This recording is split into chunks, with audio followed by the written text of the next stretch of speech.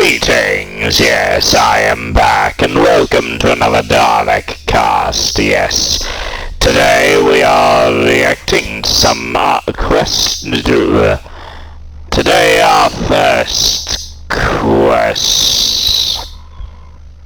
question, if it will let me, yes, our first question comes from, makes no sense whatsoever, Remembrance of the Daleks in the edit. Yes, interesting. Slick Eddie, I will have a look at that.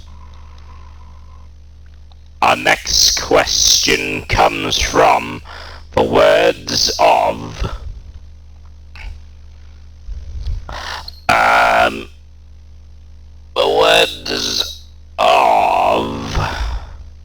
Jamie Orberding. It says,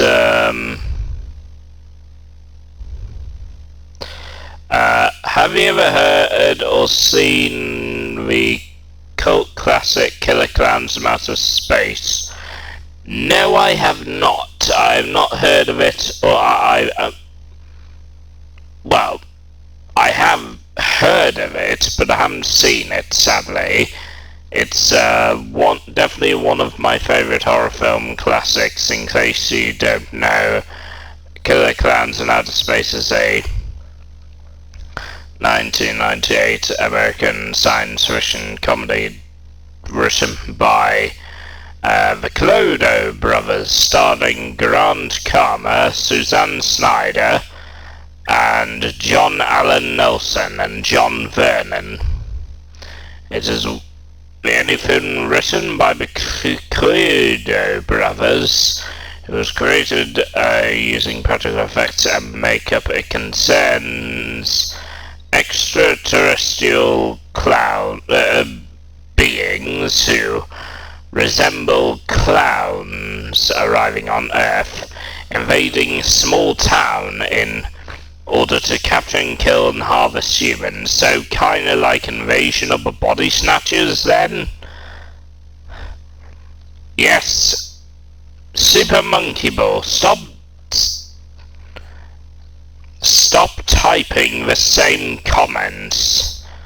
I think you're messy.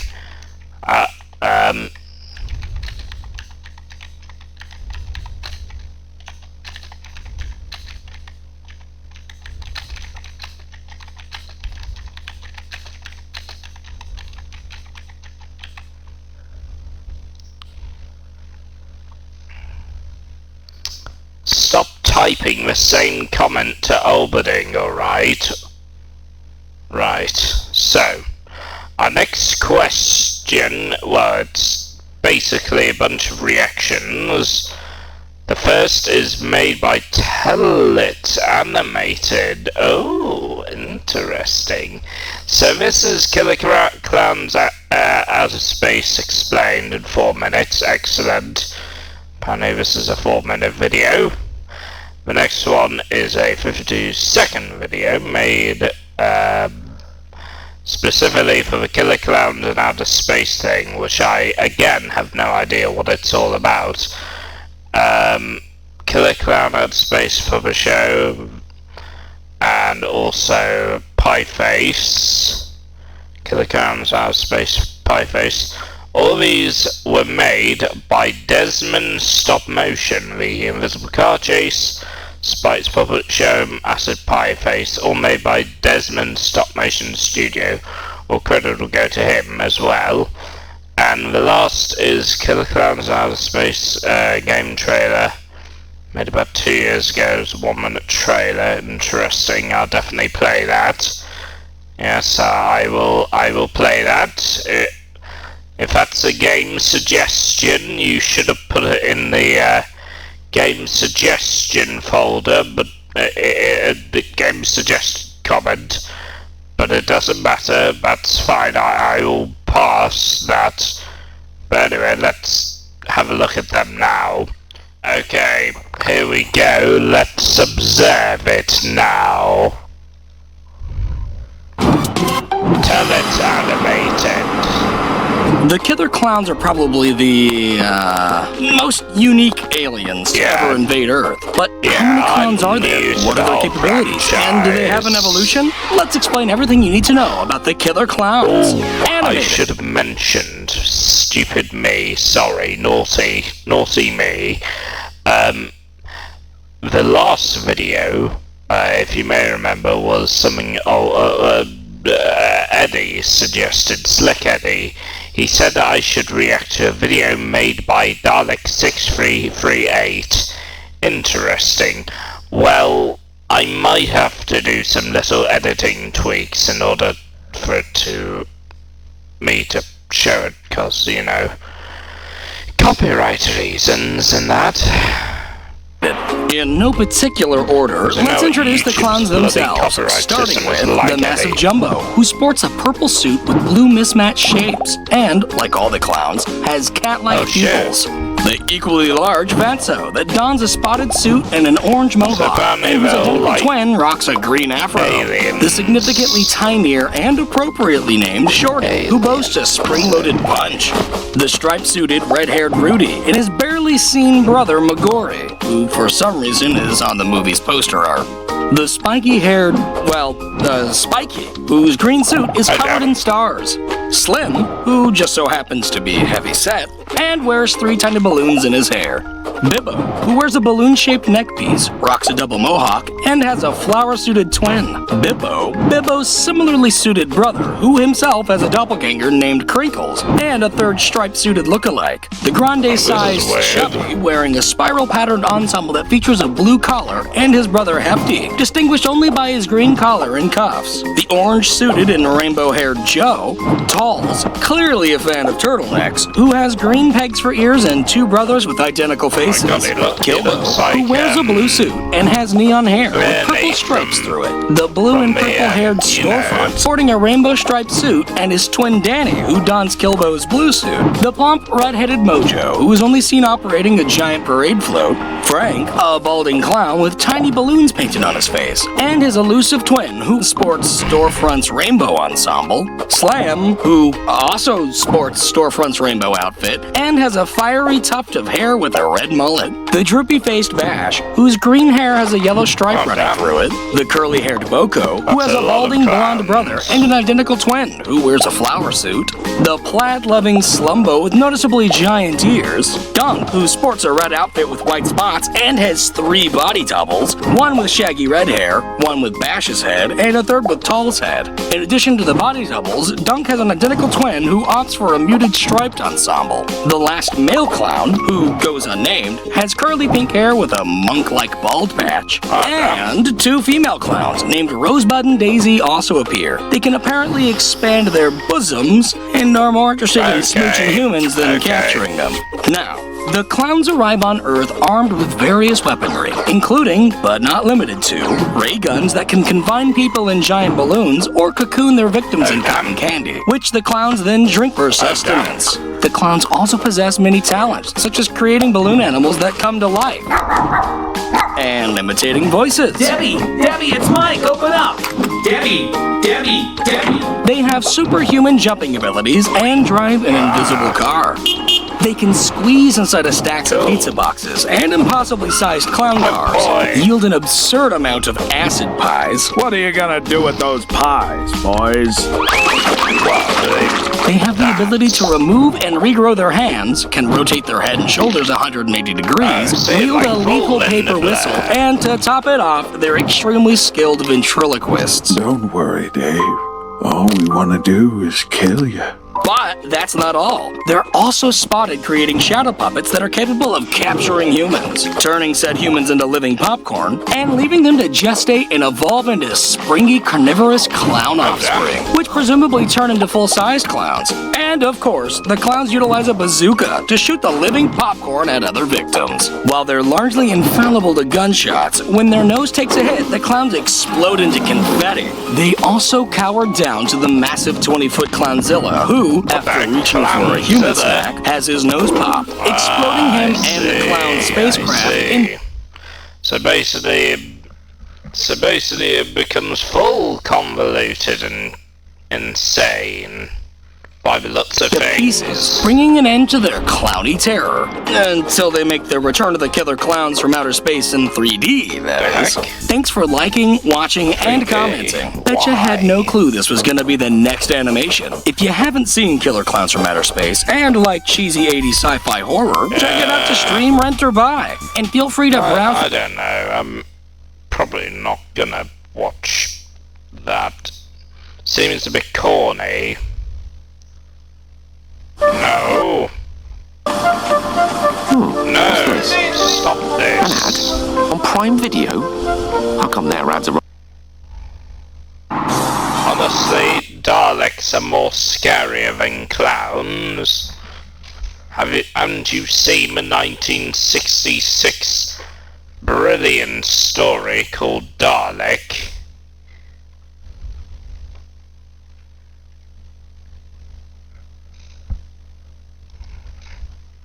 There we go.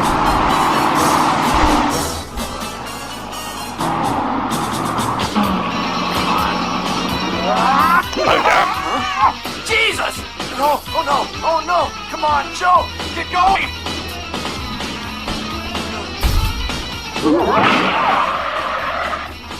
God! What's he doing? You're driving an invisible car?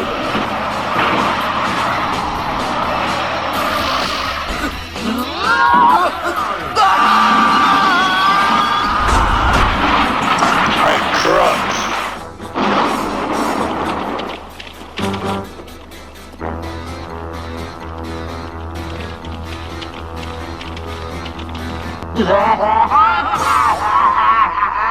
Hold up.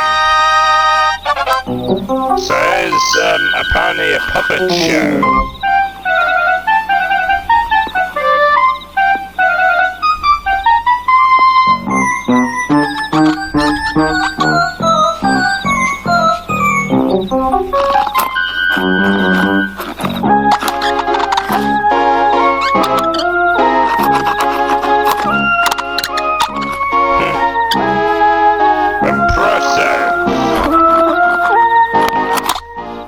This was made about 4 months ago, in case you're wondering, viewers.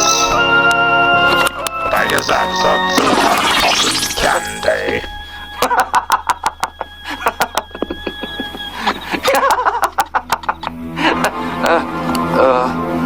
Wanna continue laughing, dude, or are you going to run?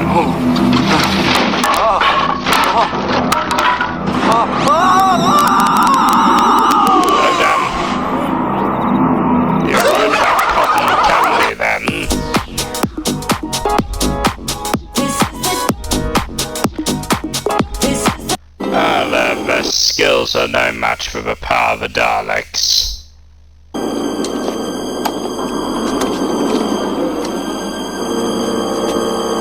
We have hardwired casings that can prevent such calamities.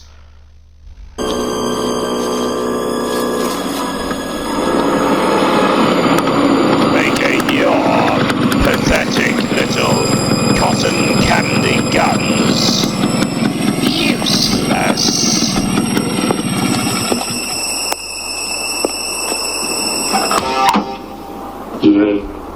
The park's closed. I'll have to ask you to sure leave. about that? Another one.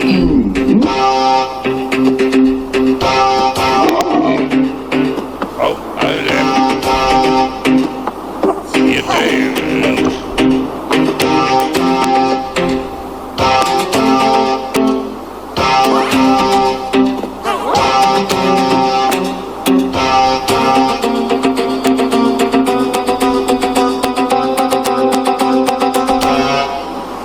What are you going to do with those pies, boys? That, I believe. Oh no. Oh boy. Oh yeah.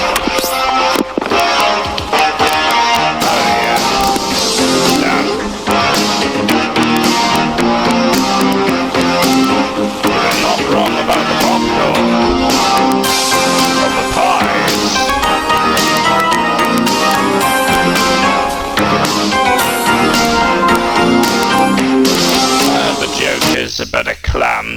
source of crime.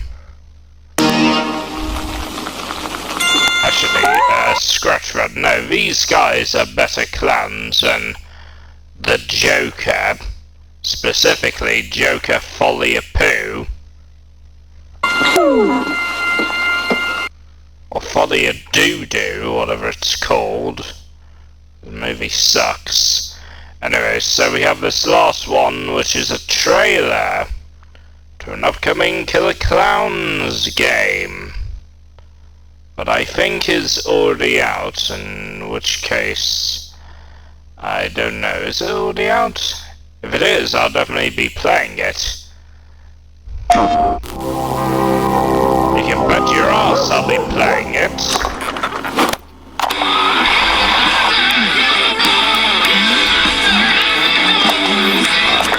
Very 80s.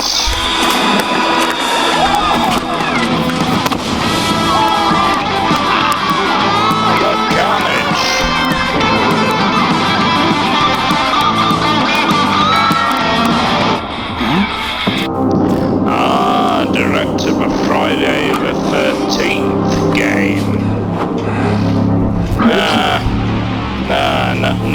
Nothing can be on par with the Alien Isolation game. There's actually an Alien Isolation 2 coming out, which is not now, but oh my goodness, if that one knocks it out of the park, I'll definitely be playing that. I'll definitely be playing Alien Isolation 2. Yeah, I had no idea that they'd be doing it. I thought Alien Isolation was just that game, but I'm so glad they're making another one, because that built the foundation of stalker enemies in horror games like Mr. X and Pyramid Head and that. So I'm excited. I'm so excited for that. Killer Clowns.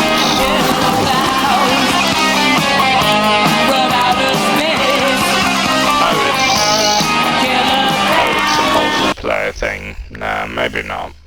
Oh, it's a multiplayer thing.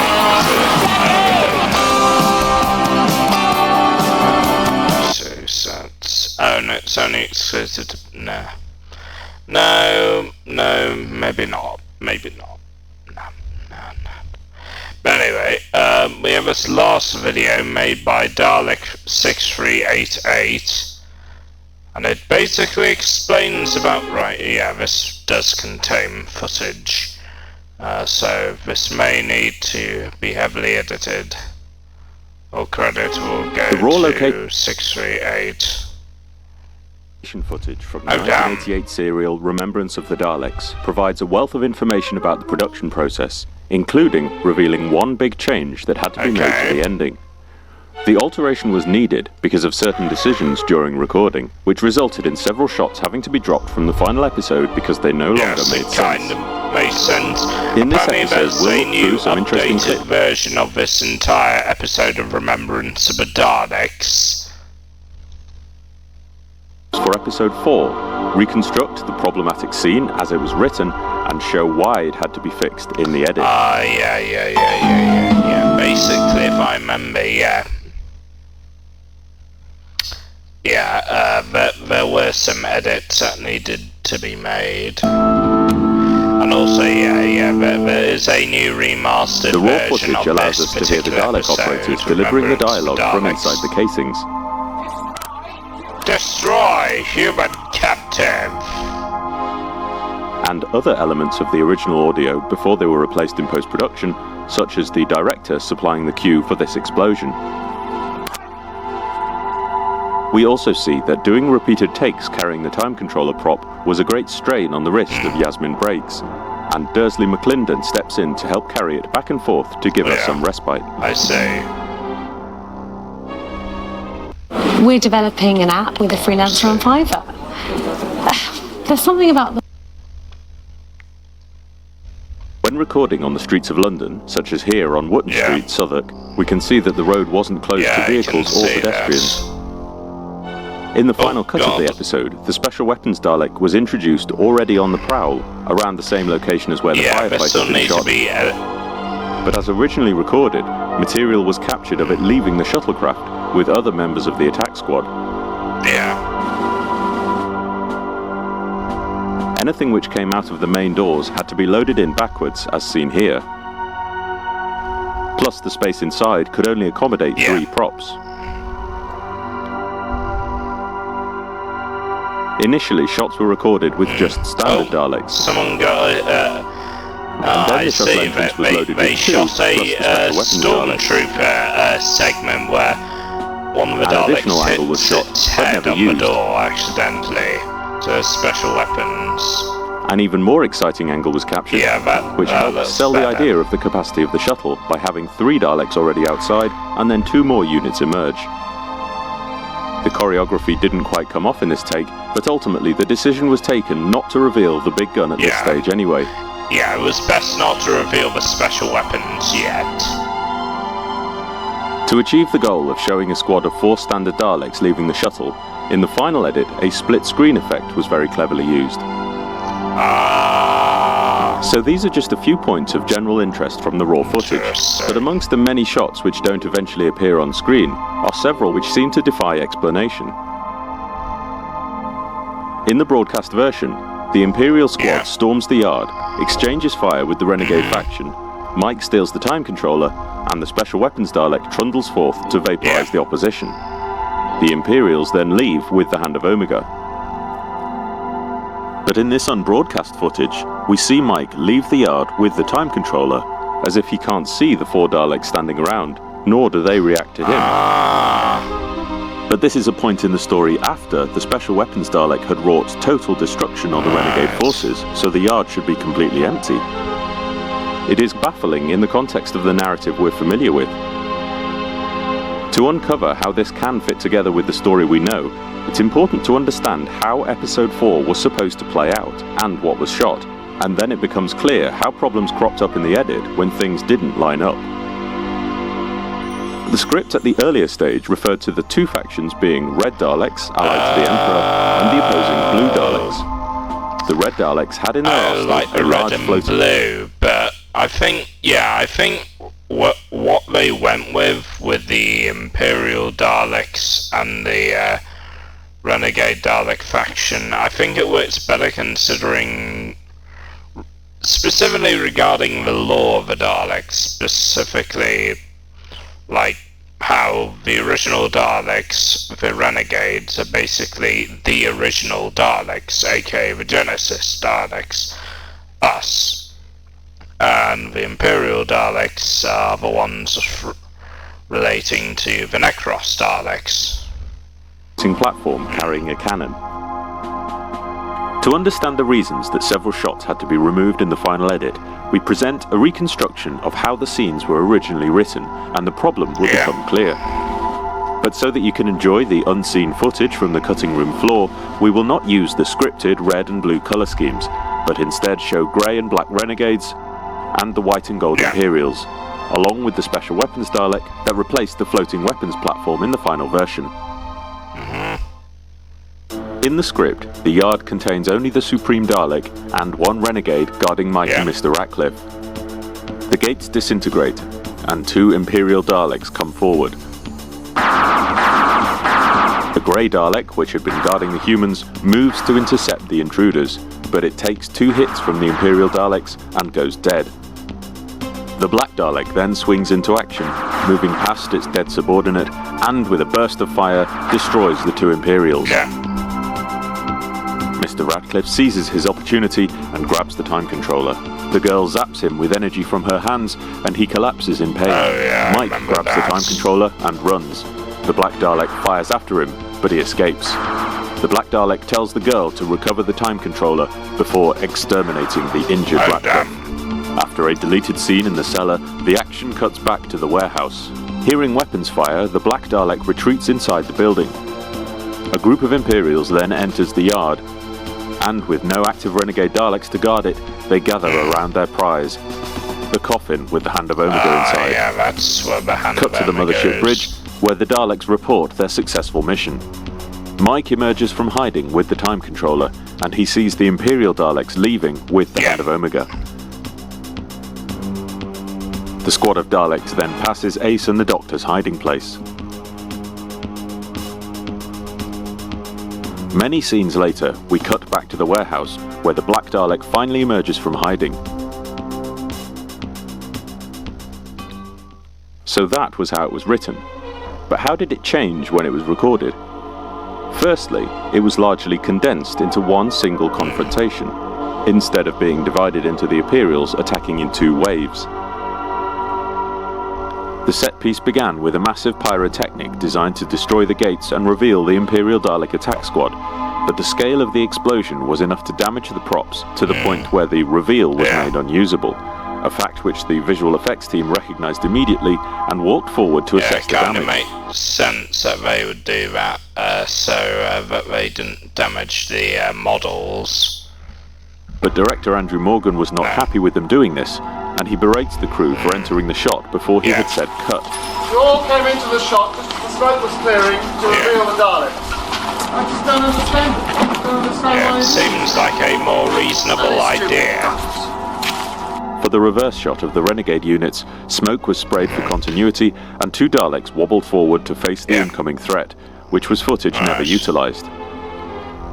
A lengthy view of the Imperial Daleks entering the yard was recorded, but the operators struggled enormously to cope with the uneven ground and the scattering of debris. The first attempt was unusable. The second take was done with barely any improvement, and all but 2 seconds was ultimately left on the cutting room floor.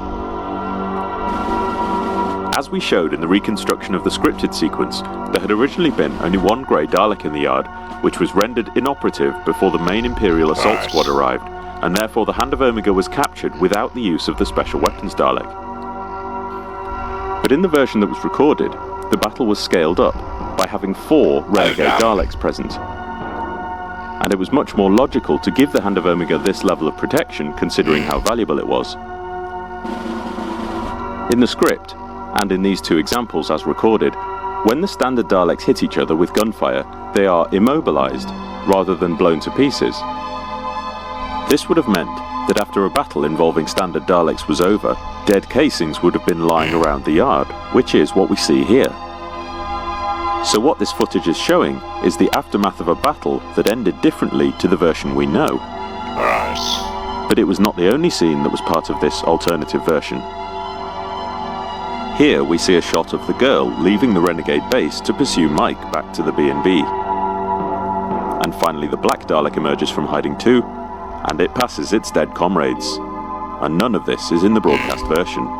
So why did this recorded material have to be lost? The answer lies in the fact that the scripted version never has the Special Weapons Dalek being used to clear the yard before the Hand of Omega was seized. But once the decision had been made to add more Daleks into the battle and raise the stakes, it would have been completely illogical for the Special Weapons Dalek not to have been used in this epic confrontation. But the problem then arose of shooting footage with the Special Weapons Dalek inserted into what was supposed to have been a smaller scale firefight. This is how the shot was set up, and on the first take, the operator failed to hear his cue and didn't rotate the weapon, meaning all the bangs and flashes were wasted. A retake was ordered, and this time when the gun was pointed, the charge was set off, but the prop had rotated too far and the barrel wasn't in frame. A third and final take was recorded, which seems to have been deemed successful, but it's becoming clear that the footage shot is not adequately telling the story of how the battle was won. Because firstly, the Special Weapons Dalek seems to miss its targets, and secondly, if it had found its mark, a scene earlier in the episode has already shown us what should happen. As specified in the script, when it deployed its awesome firepower, its victims were completely vaporized, as shown memorably in this sequence. Therefore, when it came to making sense of this scene in the edit, it was decided to recycle the same footage of the explosion from the earlier scene, and show the same level of complete devastation. So now it became clear that the Special Weapons Dalek totally obliterated all the opposition with its final blast. But that would have meant that afterwards the yard would look something like this. And we know that it didn't, because of the unseen footage, showing Mike making his way back to the deactivated casings, which were also seen in the shots with the girl and so the Supreme. So they must have edited some of the areas so that it removes some of the Daleks from the scene. With the end of the battle re-edited so that the renegades were completely vaporized, all the shots showing dead Daleks had to go. Thankfully, the scene with Mike could simply just be cut early. And there was no loss of clarity by not showing the girl leaving the renegade headquarters. But by removing the shot of the Supreme leaving the yard, it was no longer clear this is where the Doctor and the military confronted it. But it's quite obvious once the missing shots are reinserted. And the remains of the distinctive green gates can be seen to the side. Before we see the final edits that had to be made, there are a couple of things of note. When the Doctor upsets the Supreme Dalek, the enthusiastic wobbling of the operator inside causes the head to come off its pivot. And then we see effects assistant Andy David coming in to fix it.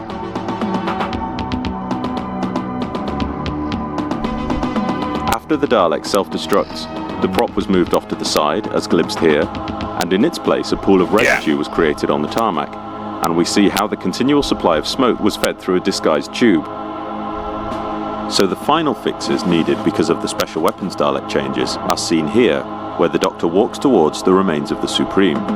And in several of the takes, the dead renegade casings in the yard are still visible in the background. So again, these shots could not be used. The scene was supposed to conclude with the Doctor turning on his heel and walking back to the others, but the full shot could not be used because once again the Daleks that should not exist are seen in the background. So this shows how one decision to include the special weapons Dalek in the final battle caused a chain reaction of difficulties which had to be fixed later. But to be honest, these shots of what look like Daleks sleeping seem rather odd anyway.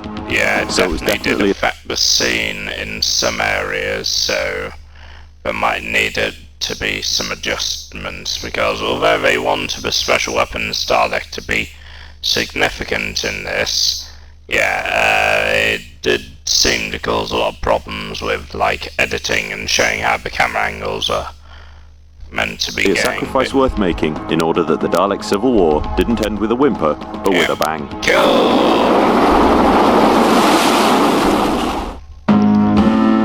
Please hit the subscribe button if you're new. I really enjoyed that. Thank you, Dalek6388. I'll make sure to credit you in the description. Anyway, farewell, viewers. Thanks all for the enjoyable video today. Don't forget to click below to subscribe to the official Dalek Empire, or you will be exterminated.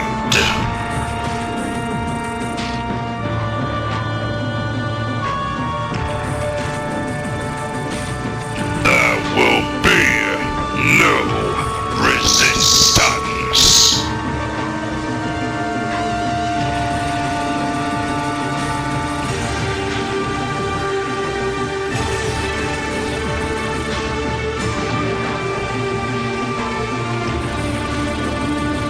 I am the God of all Daleks.